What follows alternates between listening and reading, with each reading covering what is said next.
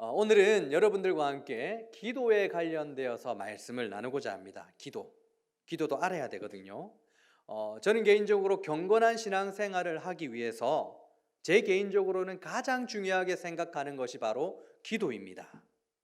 기도를 우리 흔히 뭐라고 부르죠? 하나님과의 대화라고 부르는데, 우리가 하나님과 대화를 기도다라고 얘기하는데, 오늘 주일이죠. 하나님을 위한 날이라고 생각합니다. 오늘 아침에, 주일 아침에 눈을 뜨고 하나님과 대화를 얼마나 나누셨는지요. 우리는 코로나19 때문에 손 소독을 하고 우리 스스로를 보호하기 위해서 마스크를 끼고 또 열도 체크하고 사회적 거리두기 하고 있습니다.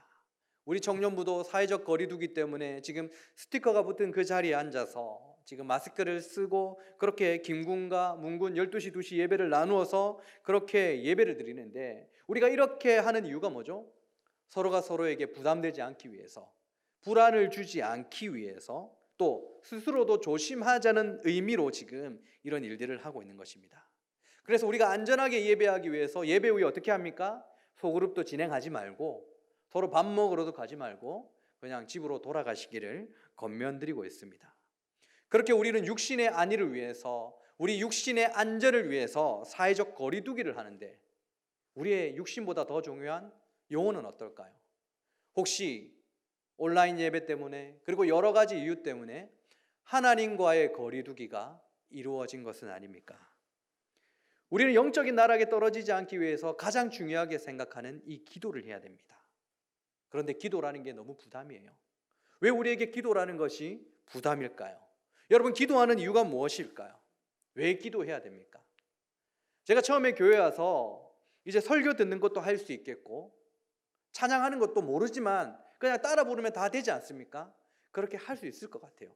그런데 이제 기도하는 시간이 되었습니다. 한 번도 배워본 적이 없어요, 기도하는 걸. 그런데 기도라는 것이 무엇인지는 알아요.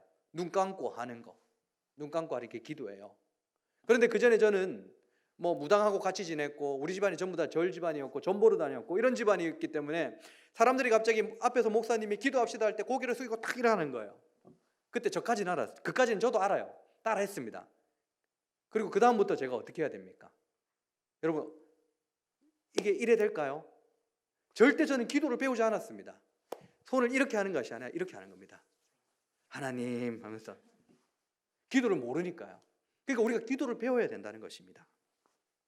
바벨론의 포로로 있다가 해방되어 고국으로 돌아온 이스라엘은 예루살렘 성전을 건축하려고 노력했습니다.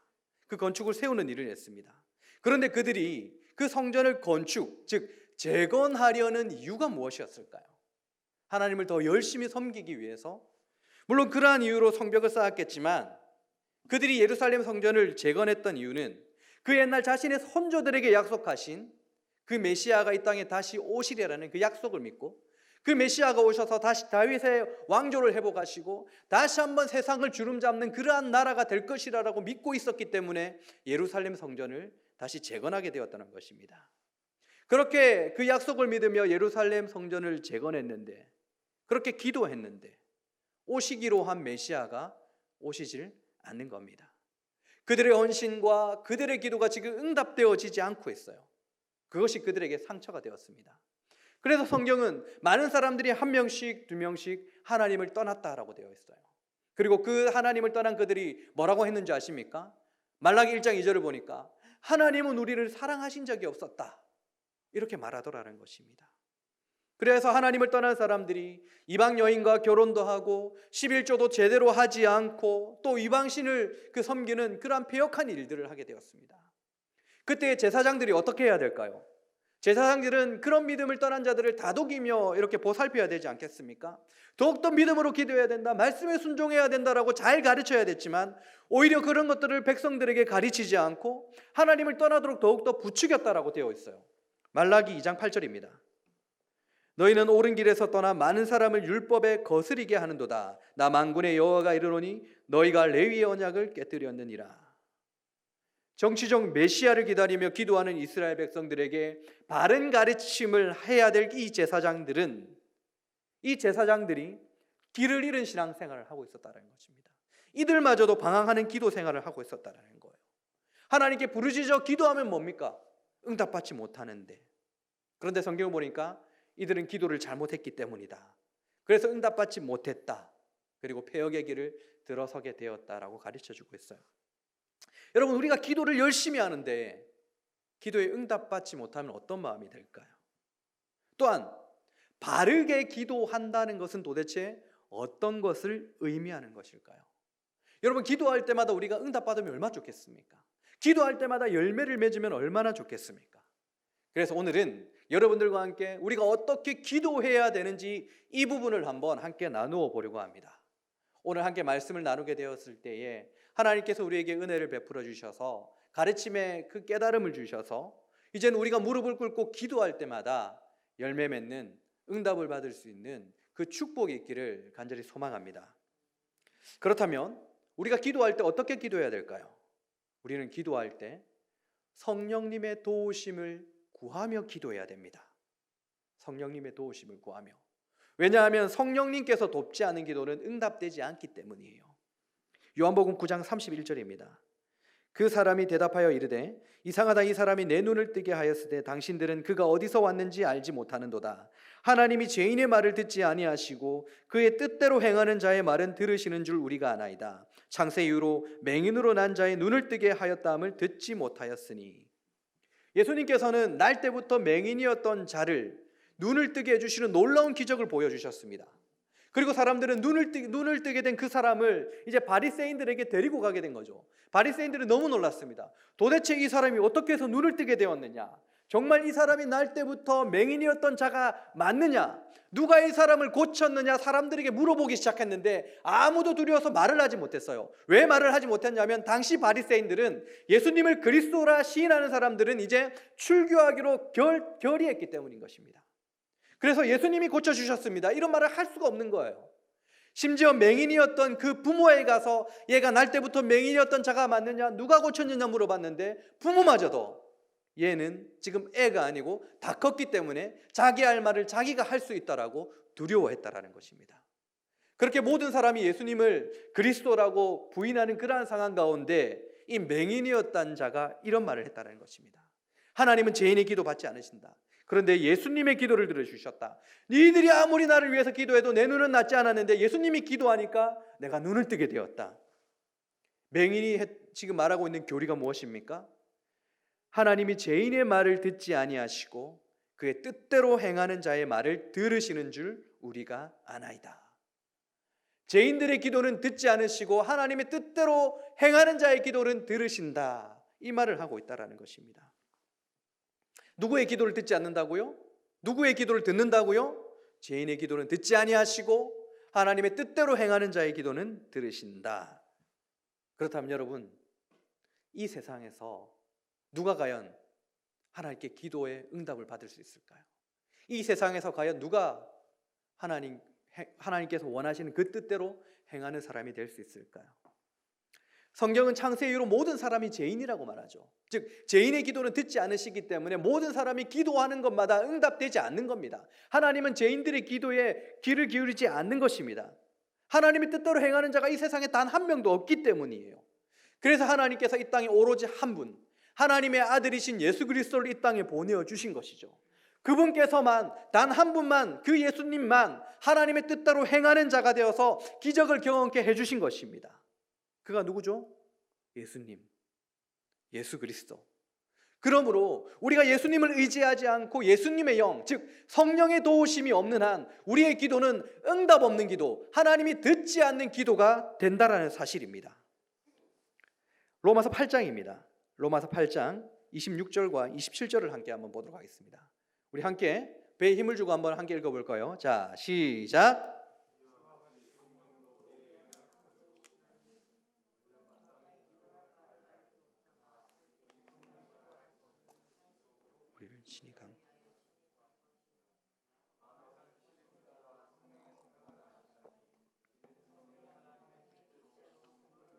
간구하심이니라. 아멘.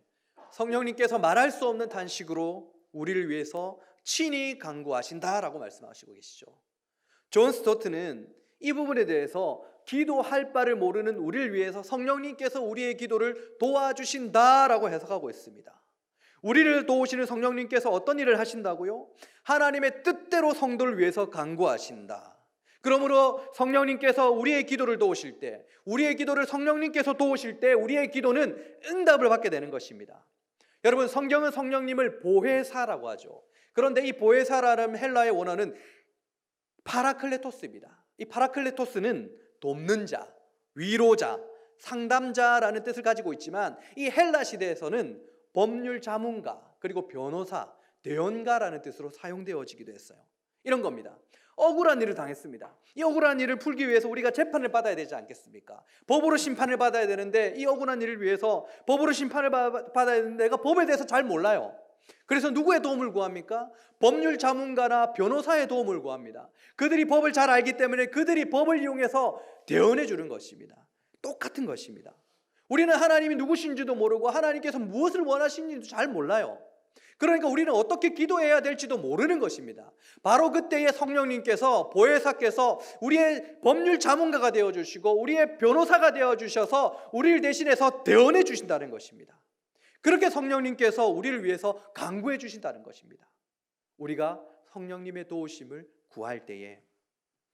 여러분, 저희 집은 이제 이 첫째 아이에게는 웬만하면 이제 장난감 선물을 해주지 않습니다. 왜냐하면 이 아이가 이제 외가 쪽으로는 첫 번째 손주라 가지고 모든 사랑을 다 받았거든요. 지가 갖고 싶은 것마다 할머니들한테 말하면 그 할머니들이 너무 많이 다 사줬어요. 너무 버릇 나빠지게.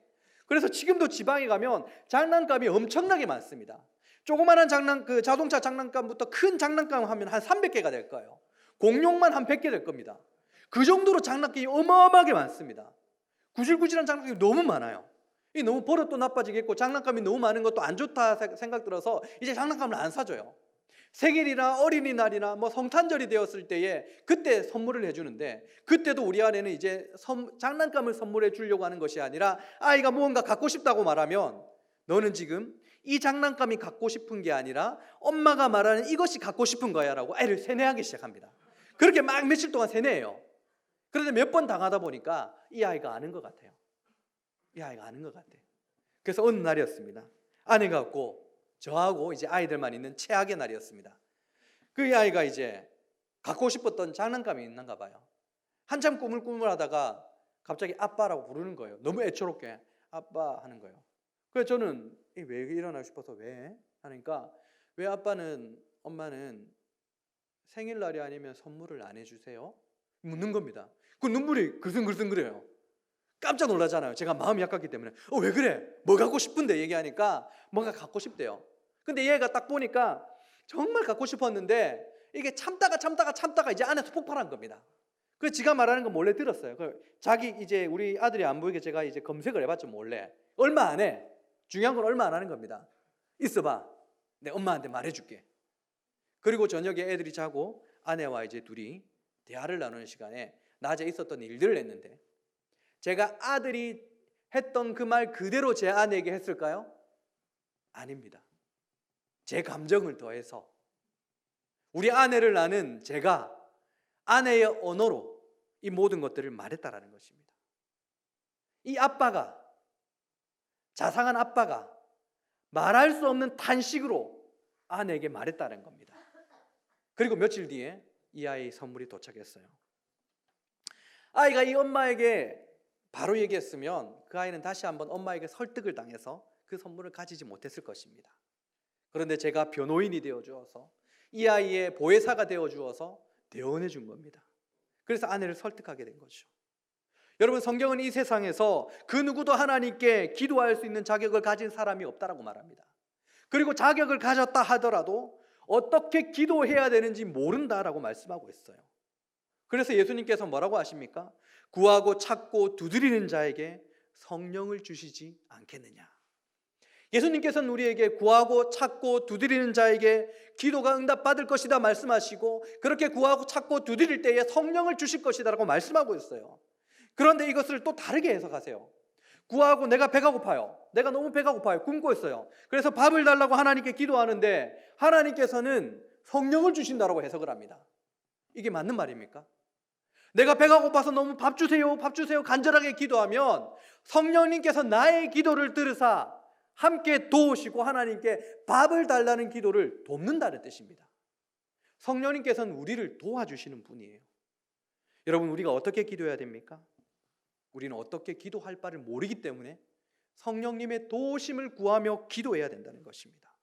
나는 죄인이지만, 나는 비록 어리석지만 내 안에 역사하시는 성령님께서 말할 수 없는 탄식으로 나를 도와주시는 보혜사이시다라는 그 확실한 믿음으로 우리가 기도해야 된다는 것입니다. 바로 그때에 성령님의 생각을 하시고 성령님의 모든 것을 아시는 하나님께서 우리의 기도에 응답하시는 것입니다. 이 믿음으로, 이 깨달음으로 기도하여서 살아계신 하나님 아버지의 그 기도의 응답을 경험할 수 있는 저와 여러분, 우리 모두가 되어질 수 있기를 간절히 소망합니다. 더 나아가서 우리는 기도를 어떻게 해야 될까요? 우리는 기도할 때 제일 중요합니다. 나의 변화를 먼저 기도해야 됩니다. 왜냐하면 나의 변화가 없이 기도한다면 그것은 정욕으로 구하는 기도가 되기 때문입니다. 야고보서 4장 1절부터입니다. 너희 중에 싸움이 어디로부터, 다툼이 어디로부터 나느냐? 너희 지체 중에서 싸우는 정욕으로부터 나는 것이 아니냐? 너희는 욕심을 내어도 얻지 못하여 살인하며 시기하여도 능히 취하지 못함으로 다투고 싸우는도다. 너희가 얻지 못함은 구하지 아니하기 때문이요, 구하여도 받지 못함은 정욕으로 쓰려고 잘못 구하기 때문이라. 여러분, 우리가 기도하는데 왜 응답받지 못한다고 지금 말씀하고 있습니까? 왜 못한다고요? 구하여도 받지 못함은 정욕으로 쓰려고 잘못 구하기 때문이다라고 성경은 말씀하고 있다는 것입니다. 우리가 응답받지 못하는 것은 우리 정욕 때문이래요. 그렇다면 응답받는 기도, 우리가 열매 맺는 기도를 위해서는 어떻게 해야 될까요? 사실 야고보는 그 이전에 이것을 설명해 두었습니다. 3장 17절 18절입니다. 오직 위로부터 난 지혜는 첫째 성결하고 다음에 화평하고 간용하고 양순하며 긍휼과 선한 열매가 가득하고 편견과 거짓이 없나니 화평하게 하는 자들은 화평으로 심어 의의 열매를 거두느니라. 이게 무슨 말이죠? 바로 자신의 변화, 경건을 얘기한다는 것입니다. 이 기도가 우리에게 우선이 되어야 된다라고 지금 말씀하고 있다라는 사실입니다. 하나님의 사람으로서 내가 변화를 시키지 않고 그 변화를 염두에 두지 않고 나의 요구만을 간철시키려는 그 기도는 정욕으로 구하는 기도이다. 이것을 우리에게 지금 하나하나씩 가르쳐주고 있는 거예요. 여러분, 마치 이겁니다. 우리가 지금 코로나19라는 사상 초유의 사태를 맞이하게 되었습니다. 여기 계신 모든 분들이 나라를 위해서, 그리고 민족을 위해서, 우리 민족의 건강을 위해서 열심히 기도할 겁니다. 교회를 위해서 열심히 기도하죠. 아무도 이 병에 시달리지 않도록 열심히 기도합니다. 얼마나 놀랍고 좋은 기도의 제목입니까? 그런데 오늘 성경은 자신의 변화를 구하지 않는다면 아무리 훌륭한 기도의 제목으로 구하는 기도라 할지라도 그것은 정욕으로 구하는 기도이다라는 것을 우리에게 가르쳐주고 있습니다. 나라를 위해서 기도하고 있습니까? 먼저 자신의 변화를 위해서 기도해야 된다는 것입니다. 결국 기도라는 것은 나의 바람을 간철시키려는 것이 우선되어야 되는 것이 아니라 내가 하나님의 사람으로서의 변화, 나의 변화, 경건을 위해서 내가 하나님의 사람으로 바로 세워지기 위한 기도를 우리가 먼저 해야 된다는 말입니다. 이것이 여러분 굉장히 중요한 사실입니다. 지금 이게 왜 중요하냐? 제가 여러분들에게 기도할 때마다 응답받는 비결을 가르쳐주고 있는 구절이기 때문입니다. 잘 보세요. 야고보서 5장 13절입니다. 너희 중에 고난당하는 자가 있느냐? 그는 기도할 것이요. 즐거워하는 자가 있느냐? 그는 찬송할지니라. 너희 중에 병든 자가 있느냐? 그는 교회의 장로들을 청할 것이요. 그들은 주의 이름으로 기름을 받으며 그를 위하여 기도할지니라. 믿음의 기도는 병든 자를 구원하리니 주께서 그를 일으키시리라. 혹시 죄를 범하였을지라도 사하심을 받으리라. 그러므로 너희 죄를 서로 고백하며 병이 낫기를 위하여 서로 기도하라. 의인의 강구는 역사하는 힘이 큼이라. 의인의 강구는 역사하는 힘이 크다. 기도에 응답받는다라는 말씀이죠. 하나님의 사람으로 변화된 나, 하나님께서 기뻐하시는 모습으로 변화된 나, 바로 두 글자로 의인이라고 할 수 있습니다. 그런 의인들이 기도하는 것 어떻다고요? 역사하는 힘이 크다. 응답을 받는다. 여러분, 우리 주님께서 가르쳐 주신 기도를 네 글자로 주기도문이라고 하죠. 주기도문입니다. 그런데 이 주기도문에서 기도 두 글자를 빼면 무슨 글자가 남습니까? 주문이 남습니다. 우리가 기도할 때에 하나님의 사람으로서의 그 변화를, 그 기도를 빼버리면 우리가 기도하는 모든 것들은 기도가 아니라 주문이라는 사실입니다. 그러므로 우리는 먼저 기도할 때에 우리 자신의 변화를 염두에 두면서 내가 하나님의 사람으로 변화하기 위한 애타는 노력의 그 갈망으로서 기도해야 된다는 사실입니다. 하나님의 사람으로서의 변화, 이를 위해서 기도할 수 있는 우리 샬롬 청년부가 되어질 수 있기를 간절히 소망합니다. 또한 우리는 기도할 때에 어떻게 기도해야 될까? 바로 하나님을 간절히 찾으며 기도해야 됩니다. 하나님만을 간절히 찾으며 기도해야 됩니다. 왜냐하면 하나님만을 구하지 않는 기도는 교만한 기도이기 때문입니다. 시편 27편 7절입니다. 여호와여, 내가 소리내어 부르짖을 때에 들으시고 또한 나를 긍휼히 여기사 응답하소서. 너희는 내 얼굴을 찾으라 하실 때에 내가 마음으로 주께 말하되 여호와여, 내가 주의 얼굴을 찾으리이다 하였나이다. 주의 얼굴을 내게서 숨기지 마시고 주의 종을 노하여 버리지 마소서. 주는 나의 도움이 되셨사옵나이다. 나의 구원의 하나님이시여, 나를 버리지 마시고 나를 떠나지 마소서. 방금 읽어드린 이 성경 구절은 다윗이 한 기도입니다. 다윗은 지금 하나님의 임재를 구하며 간절하게 기도하고 있어요. 그런데 여기서 다윗이 부르짖는다라는 표현을 사용하고 있는데, 여기서 부르짖다라는 것은 나의 어떤 바램, 억울함을 풀어주기 위해서 단순히 울부짖고 통곡하는 그러한 기도를 말하는 것이 아닙니다. 울먹이면서 큰 소리로 억울하듯이 막 기도하는 그런, 자신의 소원을 이루어달라고 하는 그러한 기도가 아니라는 거예요. 이 기도라는 것은 절박한 기도인데 마치 이런 겁니다. 어떤 어린아이가 엄마와 손을 잡고 시장으로 나갔어요. 엄마가 사주는 어떤 간식을 먹으면서 이제 졸졸 따라다니는데 맛있게 먹고 눈을 딱 떠보니까 엄마 손이 아니라 어떤 다른 사람의 손인 겁니다. 갑자기 엄마가 사라졌어요. 그때 이 아이가 어떻게 합니까? 간절한 마음으로 엄마를 찾는 거죠. 엄마만을 찾는 겁니다. 바로 지금 다윗이 부르짖어 기도하다라는 뜻이 바로 이거예요. 하나님만을 찾는다라는 뜻이에요. 다른 거 찾는 게 아니에요. 하나님만을 찾는다라는 것입니다. 그러므로 이러한 기도는, 이렇게 울부짖는 부르짖는 기도라는 것은 바리사인들이 길거리에서 손을 들고 큰 소리로 하는 기도와 질적으로 완전히 틀린 기도라는 것이죠. 바리새인들은 자신의 의를 나타내는 기도를 드렸죠. 여러분, 우리가 기도할 때에 가장 조심해야 되는 것은 바로 자신의 의를 드러내는 기도, 바로 이 기도입니다. 이것은 영적인 바이러스예요. 1931년이었습니다. 5월 7일 미국 뉴욕시에서는 전대미문의 범죄자 한 명을 잡기 위해서 150여 명의 경찰이 지금 투입이 되었대요. 한 명을 잡기 위해서 150명 투입이 되었다는 것입니다. 흉악한 살인범인데 자기 관리를 얼마나 잘하는지 술과 담배는 전혀 하지 않는데요. 마약도 하지 않는다는 것입니다. 그리고 총을 너무나 잘 쏜대요. 바로 명사수라고 알려진 크라울리라는 사람이었습니다.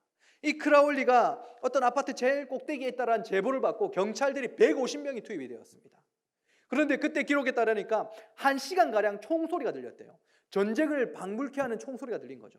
한 명을 잡기 위해서 150명이 투입되고 1시간 동안 총싸움을 했다는 것, 그가 얼마나 대단한 사람인가라는 것을 우리에게 가르쳐주는 것이죠. 그를 잡았던 경찰서장이 이 크라울리라는 사람은 아주 하찮은 이유로도 사람을 죽였다라는 것입니다. 그 예로 이제 하루는 롱아일랜드에서 한적한 시골 길가에 이제 차를 세워놓고 그때 어떤 여성과 데이트를 하고 있는데 경찰관이 찾아와서 그냥 운전면허증을 보여달라고 했는데 그냥 쏴 죽였대요. 같이 있던 동료 경찰관이 놀라서 뛰어오니까 그 경찰관도 그냥 아무렇지 않게 총으로 쏴 죽였다는 것입니다. 그리고 이 크라울리가 이제 싱싱 교도소라는 그곳에 이제 감방에 가게 되었는데, 자신이 사람들을 죽였기 때문에 지금 자신이 감옥에 가게 되었다고 그가 생각했을까요? 전혀 아니래요. 그가 이렇게 말했답니다. 필요에 지쳐 있기는 하지만 나의 가슴에는 온화한 마음이 있다. 나는 누구에게도 피해를 주지 않으려는 온화한 마음, 편안한 마음을 가지고 있다. 수많은 사람들을 죽여놓고는 나는 누구에게도 해를 끼치지 않는 온화한 마음을 가지고 있다라고 자기 자신의 의를 내세웠대요. 여러분, 한 번씩 들어본 적 있을 겁니다. 이탈리아계의 마피아 대부 누굽니까? 엄청나게 유명한 사람, 알 카포네. 이 사람이 시카고 범죄계 1인자가 되었지 않습니까? 그래서 매춘과 납치와 마약과 온 악한 짓, 그리고 성 발렌타인데이 대학 살해라서 많은 사람들을 죽였습니다. 이 살인의 배우자입니다. 그런데 그가 어떤 말을 남겼는지 아십니까? 나는 내 인생의 한근기를 전부 사회를 위해서 바쳤다. 그런데 내가 얻은 것은 차가운 시선과 범죄자라는 낙인뿐이다. 많은 사람을 죽여놓고 자신은 사회를 위해서 노력했대요. 그런데 사람들이 자신을 싫어한다라고 자기 의를 내세우는 것입니다. 여러분, 교도소에는 억울한 일을 당해서 그렇게 갇혀있는 사람들이 있겠지만 수많은 사람들이 자신의 범죄 때문에 거기에 가게 되었지 않습니까? 그런데 그들 가운데 자신을 악인이라고 생각하는 사람이 있을까요? 그들은 자기 자신을 선량한 시민과 다를 바가 없다라고 생각합니다. 그렇게 자기 자신을 합리화시켜요. 흉악한 범죄자라도 자신의 의를 합리화시키면서 나는 괜찮다, 내가 생각한 모든 것들은 괜찮은 일이었는데 내가 억울하게 지금 옥살이를 하고 있다라고, 그 조두순인가 하는 그 사람도 그렇게 말했다 했지 않습니까? 이처럼 의라는 것은 내가 옳다라고 하는 모든 것들이 자기 자신의 가치관이 기준이 되어버려요. 그러니까 자기의 의를 드러내는 기도가 우리에게도 너무나도 위험하다라는 것입니다. 이 악인들마저도 자기는 잘못 없다, 자신의 의를 내세우는, 그렇게 의를 내세울 줄 있는데 교도소에 가보지 않는 우리는 더하죠. 나는 그런 죄를 지은 적도 없으니까 더욱더 자신의 의를 내세우기 쉽다라는 것입니다. 그것이 더욱더 더 문제가 되는 것은 내가 성령님의 도우심을 구하면서 기도하고 나의 변화를 두고 기도했는데 하나님께서 응답하지 않으셨다는 그 자기의 의가 또다시 발동할 수 있기 때문인 것입니다. 그래서 이 영적인 바이러스를 우리는 조심해야 되는 거예요. 그래서 우리는 항상 끼어 있어야 된다는 것입니다. 이런 마음이 들 때 우리가 어떻게 기도해야 된다고요? 마치 길 잃은 아이가 엄마를 찾는 그 심정으로 하나님만을, 나의 기도를 어떤 요구를 들어달라고 하나님께 울부짖어 기도하는 것이 아니라 하나님만이 나의 모든 것이 되리고 다른 거 다 필요 없고 하나님 한 분만 계시면 된다라는 그러한 울부짖음, 그러한 부르짖음의 기도, 그것이 우리에게 너무나도 필요한 기도라는 것입니다. 이 기도가 바로 응답받는 기도의 비결이라는 거예요. 코로나19로 인하여서 우리에게 가장 지금 우리 삶에서 가장 심각하게 무너진 것이 바로 기도일 것입니다. 성경 읽기 아니라고 생각합니다. 원래 안 읽었기 때문이죠. 그죠? 그나마 교회 나와서 이제 기도하였는데 이제는 기도마저도 대부분 무너지지 않았을까라는 걱정이 되어요. 여러분, 기도마저 무너졌다는 것, 그것은 우리를 잡고 있는 하나님의 손을 우리가 뿌리치고 있는 것입니다. 이런 영적인 상실이 우려되는 지금 우리에게 가장 시급한 것, 가장 경각심을 가지고 다시 회복되어져야 되는 것, 바로 하나님 앞에 무릎을 꿇는 기도일 것입니다. 다른 어떤 기도의 제목보다 시장에서 부모의 손을 놓쳐버린 아이가 엄마를 애타게 찾는 것처럼 우리가 하나님을 애타게 찾으며 느껴지지 않고 내 마음에 감동이 없는 식어버린 그 상태에서 다시 한번 하나님의 임재 가운데 들어가길 바라는 부르짖는 그 기도, 이 기도가 우리에게 필요할 줄로 믿습니다. 여러분들은 무엇 때문에 기도하십니까? 저는 개인적으로 기도를 제 신앙생활 가장 중요한 위치에 올려놓는다고 얘기했죠. 왜 그럴까요? 저는 기도하면 하나님께서 100% 저의 기도를 들으신다라고 믿고 있습니다. 그것 때문에 기도해요. 저는 100% 하나님께서 내 기도를 들으신다라는 그 믿음이 있기 때문에 기도하는 것입니다. 그래서 기도해요. 어떤 이유 때문에요?